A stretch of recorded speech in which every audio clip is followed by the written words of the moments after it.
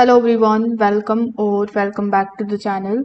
In today's tutorial, I will show you exactly how to search for and recover deleted files on Dropbox in 2025 using your web browser step by step.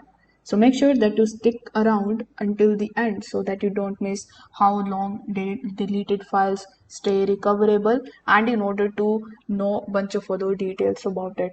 So without further delay, let's get straight into it. First of all, you need to open your web browser and here in the search bar, you need to simply search for dropbox.com. Once you are over here, you need to just log in into your account. Now this will be your Dropbox dashboard where you can basically upload your files, create folders, get the app version of it, transfer a copy, etc. Now if you have deleted any of the files and now you want to recover it, you will have two different options of doing so.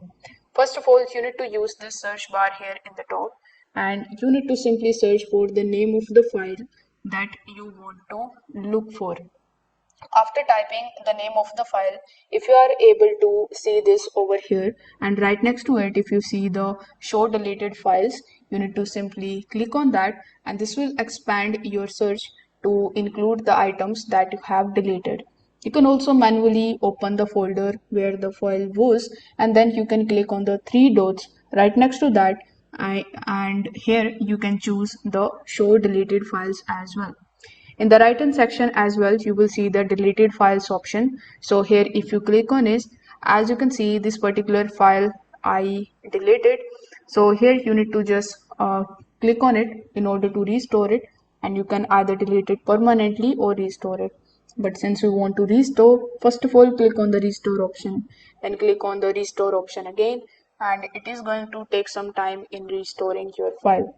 Now if I go back and click on the all files option, as you can see this file of mine is now back in my Dropbox account. So this is how you can restore the deleted files on Dropbox in 2025. If this video helped you out, make sure that you like this video and subscribe to the channel. Thanks for watching.